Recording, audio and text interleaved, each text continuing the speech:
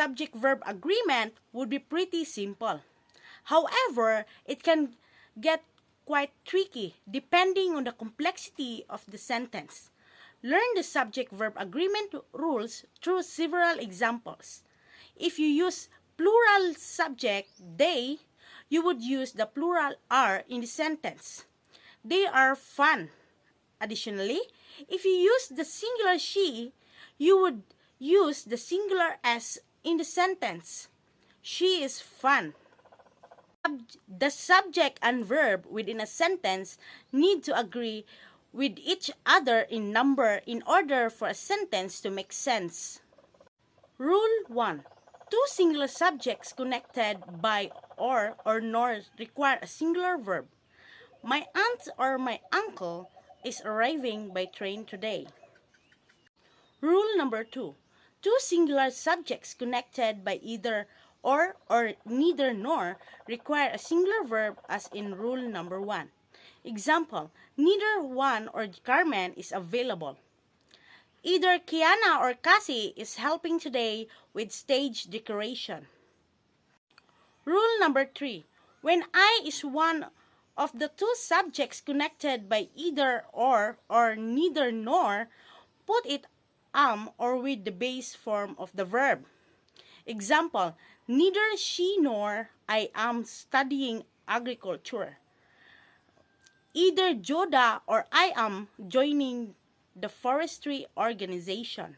Rule number 4. When singular subject is connected by or nor to a plural subject, put the plural subject last and use a plural verb. Example, the shovel or the dull bolos are found in the cabinet. The principal nor the teacher joined the symposium about green piggery. Rule number 4. When singular subject is connected by or nor to a plural subject, put the plural subject last and use a plural verb. Example, the shovel or the dull bolos are found in the cabinet. The principal nor the teacher joined the symposium about green piggery. Rule number 7. Subjects joined by and mean a single idea, take a singular verb. The compound subject is treated as a unit and a singular verb is used. Ham and eggs is a popular breakfast dish. Ham and eggs refers to a single dish. Rule number 8. If the subject and the verb in a sentence are interrupted with an intervening phrase introduced by including, along with, together with, as well as, besides, etc., then verb must still agree with the simple subject. Example, tree planting as well as tree parenting embraces the act of environmental protection. Rule number 9. Indefinite pronouns like each, everyone, everybody, someone, somebody, anyone, anybody, nobody, no one, something, either, neither, not one, and everything are singular and require singular verbs.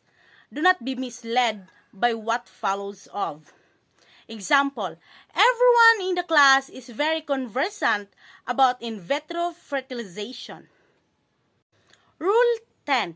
With words that indicates portion, percent, fraction, part, majority, some, half, all, none, remainders, and so forth, look at the noun in your phrase, object of the preposition, to determine whether to use a singular or plural verb. If the object of the preposition singular, use a singular verb, and if plural, use a plural verb. Example, a lot of the pie has disappeared. Rule number 11. When either and neither are subjects without or and nor, a singular verb is required even if they seem to be referring to more than one thing. Example, neither of them knows about the latest agricultural issues and concerns. Either of us capable doing embryo transfer. Rule number 12. The words here and there have generally been labeled as adverbs, even though they indicate place sentence beginning with her or their required verbs depending on the number of the nouns that comes after them. Example, here come the horticulturists Drew and Jane. There goes Dan, the forest ranger. Rule number 13. Units such as amounts, size, time, quantities, or distances always require a singular verb. Example, 3 miles is too far to walk. 5 years is the maximum sentence for that offense. Rule number 14. Sometimes the relative pronoun who, that, or which is a subject of a verb in the middle of the sentence. The pronouns who, that, and which become singular or plural according to the noun directly in front of them.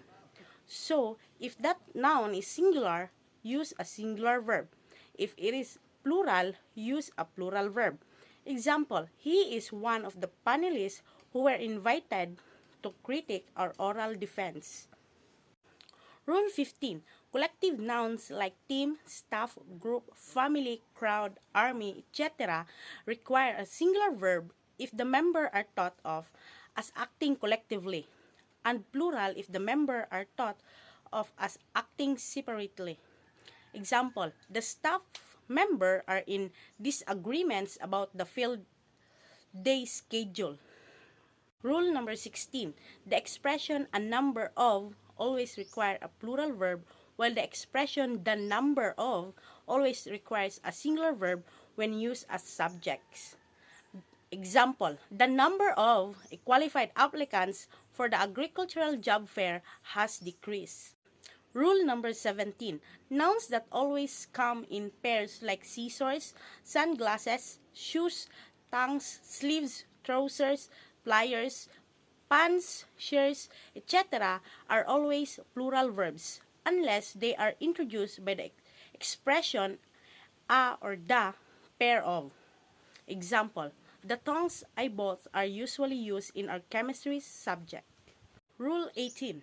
Nouns plural in form but singular in meaning, such as mathematics, economics, news, politics, etc., require singular verb, even though these nouns appear to be plural because they end in s, they actually refer to only one thing. Therefore, they are considered singular. Example, the news looks good today. Rule 19. In sentences with both positive and negative subjects, the verb should agree with the positive subject. Example, it is the law enforcers, not the laws that needs to be changed. Rule 20. Titles of books, movies, songs, etc. require a singular verb. Example, Shakespeare's Romeo and Juliet has really made history. Rule 21. The pronouns you and I always require the base plural form of the verb, even in cases where they refer to only one person. Example, Leslie, you have to submit your project proposal on time or else you will fail. Rule number 22. Adjectives used as nouns are considered plural, and those require plural verbs. Example, the hard-working reap the produce of their endeavor. Rule 23. The name of a firm or company, although appearing plural, requires a singular verb. Example, Ranyola Brothers is a law firm that advocates the protection of virgin forests. Rule 24. For sentences following the inverted order, the verb still agrees with the subject regardless of the number of the nouns that come before it. Example, a distance loans the view of the immensely deforested mountain.